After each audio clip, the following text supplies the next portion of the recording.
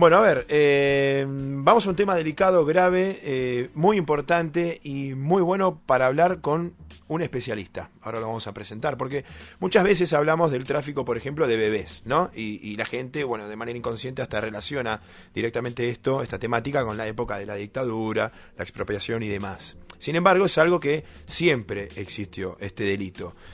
Casos en los cuales mujeres, por ejemplo, que fueron engañadas y les robaron a sus hijos, recién nacidos, o madres que por distintos motivos entregaron a sus hijos. Esos hijos, por ley, tienen derecho a saber su origen. Es el derecho a la identidad. Esto es muy importante. El derecho a la identidad se debe garantizar por ley. Muchas personas que quieren saber su origen pueden hacerlo. Ahora, a través de esta campaña que comenzó hace 2 días, la campaña Yo Soy. ¿Qué significa, Guille? Es una campaña que se maneja a través de las redes sociales, que también está en la página del Ministerio de Seguridad de la Provincia de Buenos Aires, y la hizo los especialistas de la Dirección Provincial de Personas Desaparecidas. Son materiales audiovisuales. Ahora hay 9 muy interesantes, muy buenos. Muy impactantes. Muy impactantes, exactamente. En primera persona, mirá, Charlie creo que tiene en punta un audio, hay un especialista, hay testigos. Las personas que van a escuchar son abuelas o madres que en su momento sufrieron esto. Vamos a escucharlo. Lógico conmigo. Mi abuela me confiesa que al bebé lo vendieron. En este país se trafican niños. El Banco Nacional de Datos Genéticos tiene 10.000 muestras de jóvenes que tratan de recuperar su identidad. El 80% de esos niños que nacen sin haber sido maternizados se comercian en el tráfico. La persona que estaba en el negocio de los bebés era amiga de mi mamá. Ella fue la que me entregó a estos médicos. Me atendió la partera Elena. Me fue robado de los brazos por una monja. Hay mujeres en este momento agrupadas buscando hijos que le fueron robados, además de los bebés apropiados durante el periodo de la dictadura. No. Tremendo, Guille. Me fue robado de los brazos por una monja, decía, por ejemplo, una mujer. Te sensibiliza muchísimo, muchísimo, la verdad. Claro, hablábamos recién fuera de aire que es un caso que encima los protagonistas tienen un delay de unos 20, 30 años en cuanto a la información que nos pueden dar. ¿Por qué? Porque recién ahora eran bebés cuando fueron llevados de los brazos de su mamá a otra familia, y entonces ahora cuando crecen, cuando son adultos, cuando son jóvenes o adultos más grandes, quieren saber realmente cuál es su origen, más allá de que van a seguir queriendo o no a esa familia que siempre la educó, y entonces llegamos a una edad de 30 años promedio, ponele que empieza a activarse eso que ocurrió hace tantos años. Bueno, para entender esta problemática vamos a hablar con Alejandro Inchaurregui, que es director provincial de registros de personas desaparecidas, acerca de esta campaña, además la campaña Yo Soy. Inchaurregui, buenas tardes, gracias por estar en esta sala de situación. Buenas tardes. Buenas tardes, saludos a ustedes y a la audiencia. Bueno, muy fuerte los audios que acabamos de escuchar recién, algunos testimonios de personas que sufrieron esto hace tantos años. Me gustaría hablar un poco acerca de estadísticas. Yo no sé si usted tiene a mano algunos números para entender la dimensión de lo que estamos hablando. ¿Cuántos casos o cuántas personas son las que en estos momentos quieren saber su verdadero origen? Bueno, en realidad la dirección trabaja desde hace 20 años en la temática, aunque ahora un poco está más expuesto al público por el tema de la campaña que ustedes anunciaron y que luego yo daré algunos detalles de por qué hacemos una campaña. Ahora, en la Dirección de Personas Desaparecidas del Ministerio de Seguridad, desde el año 2000, que si bien fue la Dirección de Personas Desaparecidas, no tuvo en sus incumbencias desde el origen la búsqueda de identidad de origen, se generó a partir de una demanda de la sociedad. Uh-huh. Entonces, que eso, digamos, me parece bien que el Estado se adecue a una demanda de tipo social que originalmente no fue contemplada como tal. Primero. Segundo, en estos 20 años de trabajo hemos tenido más o menos 3.400 casos de búsqueda de identidad de origen, de los cuales se han resuelto casi 1.000. Esto es gente adoptada o apropiada que busca sus orígenes. Uh-huh. Hago la distinción entre que la adopción es una situación legal, es un muy noble instituto del Poder Judicial que tiende a que un niño que no tiene una familia la tenga. Claro. mientras que la apropiación es un hecho delictual donde alguien, una persona o un matrimonio, inscribe como hijo propio a alguien que no lo es. Ujú. Entonces, no obstante, en ambos casos, ambos ciudadanos y ciudadanas tienen derecho a conocer su identidad de origen. Por un lado, el 85% de los casos son hijos o hijas que buscan a sus madres.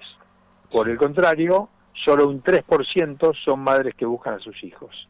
Ahora, si extendemos esas madres que buscan a sus hijos a la presunta muerte perinatal, ese 3% de madres que buscan se amplía a un 15%, porque es gente que tuvo un parto y tiene sospechas muchas veces muy fundadas de que el niño le fue robado y el delito fue cubierto bajo una presunta muerte perinatal.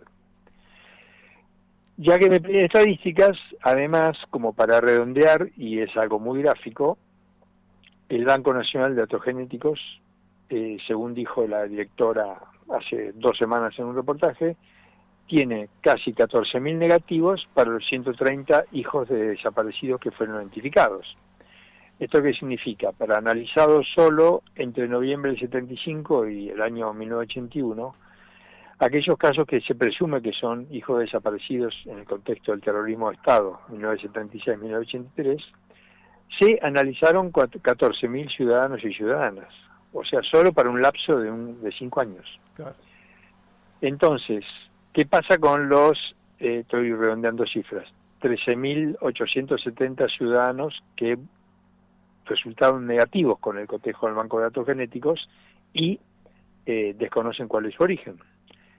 Algunos de los cuales vienen a nosotros, otros son de otras provincias, otros el caso se judicializa, porque si son apropiaciones, al tomar intervención la UFICANTE, que es la unidad fiscal especializada en el tema de búsqueda de niños hijos desaparecidos, por ahí eso termina con un procesamiento de los apropiadores, pero yendo por el lado punitivo, lo que no se resuelve es la identidad de origen de la persona. Nosotros Claro. privilegiamos el tema de la identidad de origen y no ir por el lado punitivo, porque Alejandro. es que por maternar, otras que no quisieron, definitivamente, otras que les decidieron por él, otras que estaban en una situación de precariedad socioeconómica que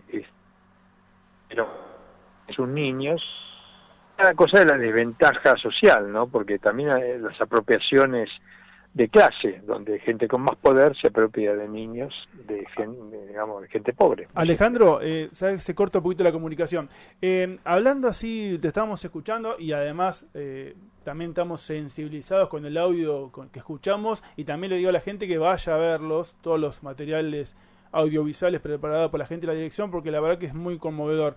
La pregunta es, más allá que hay más personas que buscan a su madre, debes tener casos, en privado me contaste un hecho en Lanús. ¿Cómo es la reacción? ¿Cómo es lo que se ve cuando se junta justamente un hijo y una madre que se conocen después de 30, 40 años? En general, ¿no? Hay una, se siguen, no sé, hay un rechazo, se siguen la relación.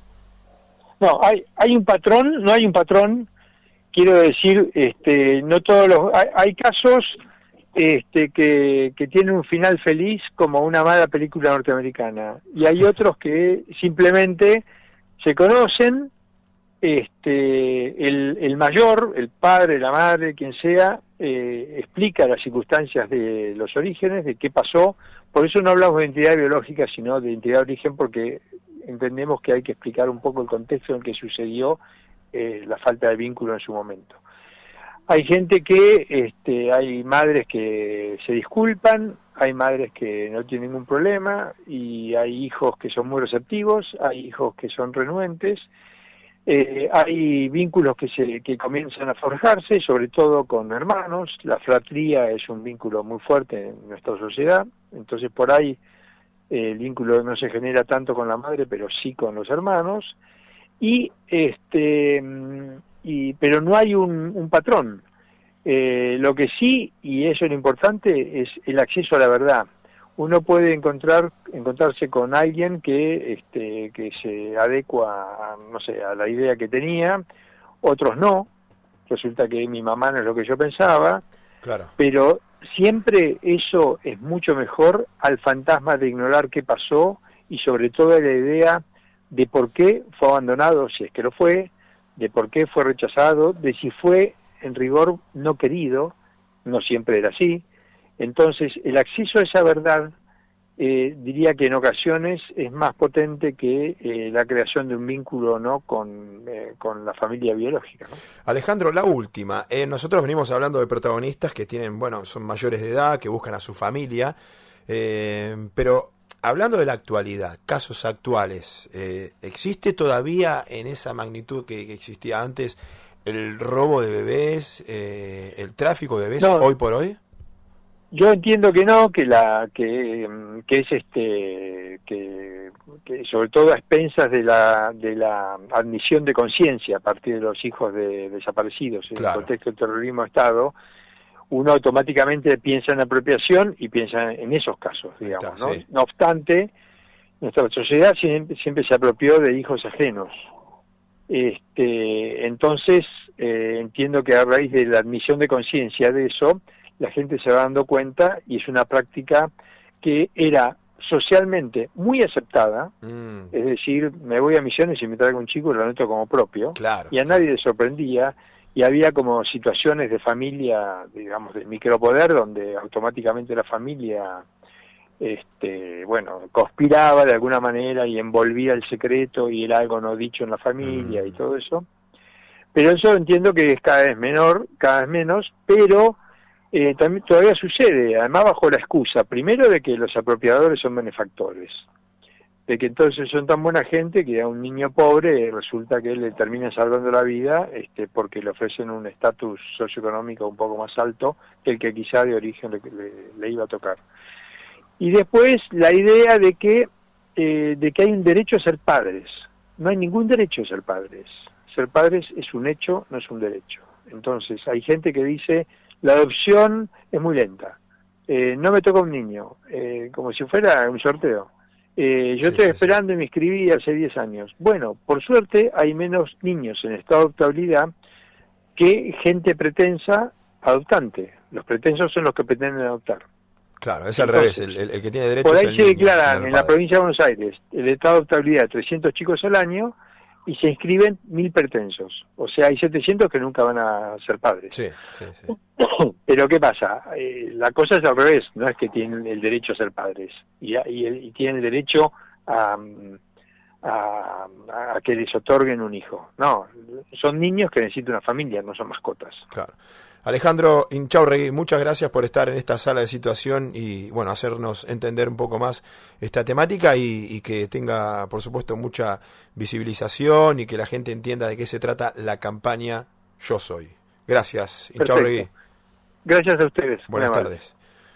Bueno, Guille, linda nota que en realidad es para desarrollarla bien a fondo. Sí. Incluso hay muchas historias de vida. Nosotros en un audio quisimos poner un pequeño resumen, pero gente que ahora, bueno, estos encuentros, ¿no? Que me llama la atención, muchos casos donde se encuentran y que vos le preguntabas, ¿cómo es la reacción? Bueno, se quieren, no te digo que se sigan viviendo después a partir de ahí juntos y demás, pero se abrazan y después sigue la relación. Y otros casos donde, bueno, simplemente se conocen, cierran ese círculo que tenían pendiente y continúan con la vida con la cual venían. Recordemos que se llama la campaña Yo Soy y está en la página web del Ministerio de Seguridad. Hay 9 videos muy interesantes con testimonios, con especialistas y con casos concretos que estamos hablando.